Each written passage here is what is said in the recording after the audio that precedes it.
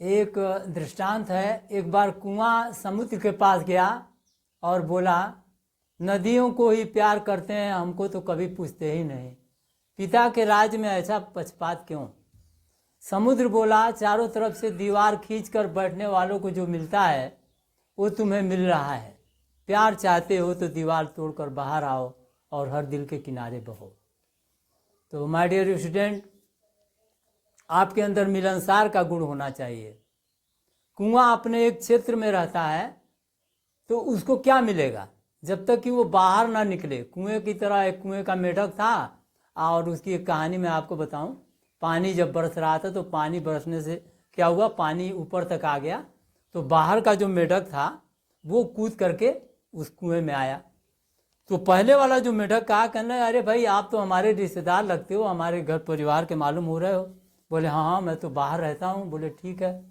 तो उसको पूरा खातिर बातिर किया, भोजन वोजन कराया। उसके बाद कहने लगा कि हमारा घर देखोगे? बोला हाँ अपना घर दिखाइए हमको, कैसा आपका घर है।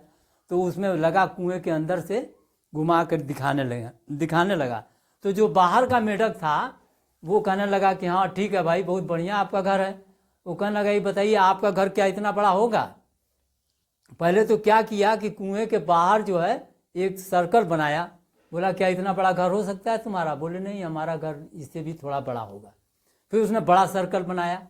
इस तरीके से बढ़ाता चला गया, लेकिन वो बराबर कहने लगा, ना ना ये तो आपका जो घर है अभी बहुत छोटा है, इससे भी हमारा घर बड़ा है। तो बाद में वो जो ईंटे की दीवार जो होती है कुएं की, उसमें घूम करके बोला, इतना बड़ा आपका घर हो सकता है? तो वो बोला नहीं नहीं हमारा इससे भी बड़ा है। तो वो कहने लगा कि यार तो बहुत गड़बड़ है, आपका घर इतना बड़ा कैसे हो सकता है? तो पानी जब भर गया तो बाहर निकल के जाने लगा। कहने लगा भैया अपना घर दिखाओ। बोलो बाहर वाला मेढक बोला हाँ चलो मैं दिखाता हूँ।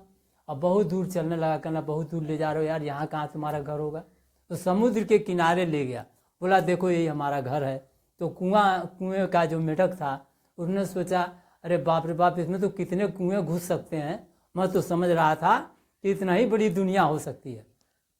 तो माय डियर स्टूडेंट, आप सबसे मेल मिलाप बना के रखिए और कुएं का मेढक मत बनिए, और समुद्र की तरह जो है आर पार जो है चलते रहिए, क्योंकि इसका और छोर नहीं है। न तो शिक्षा का कोई और छोर है, न तो समाज का ही कोई और छोर है।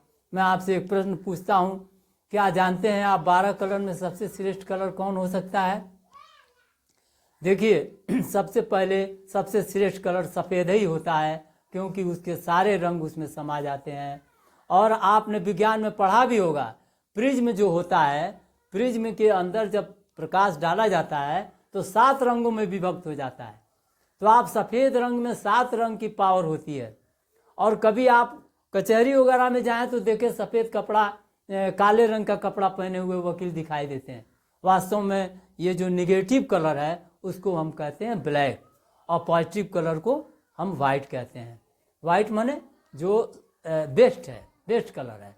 और ये क्या है? ये नेगेटिव है, ये कभी भी बेस्ट नहीं हो सकता है। आपको याद होगा कभी फिल्मों में दिखाते हैं वो ब्लैक लिस्टेड जो होता है वो बाद में जो उसको हीरो मार करके गिरा देता है और बाद में धर्म की विजय हो जाती है। ऐसे ही रावण और राम तमाम कहानी आपने सुनी होंगी। तो ये जो वाइट कलर है ये कलर सबसे श्रेष्ठ माना गया है। तो ऐसे ही हमारी सोच में फ़र्क पड़ जाता है, हम समझ नहीं पाते हैं कि वास्तव में सच्चाई क्या है। और माय डियर स्टूडेंट, मैं इन्हीं बातों से ख़त्म करते हुए मैं आपसे अपेक्षा करता हूं कि आप लोग अपनी पढ़ाई पर ध्यान दें और परीक्षा में ज़्यादा से ज़्यादा नंबर लाने का प्रयास करें, और गुरुजनों से और अपने माता पिता से हमेशा संपर्क बनाए रखें, क्योंकि इन्हीं के आशीर्वाद से आप आगे बढ़ सकते हैं। कुछ भी दुनिया में करना होगा इन्हीं के आशीर्वाद से ही करना होगा। यही सनातन धर्म है, यही सब कुछ है। जय हिंद, जय भारत, जय श्री राम, नमस्कार।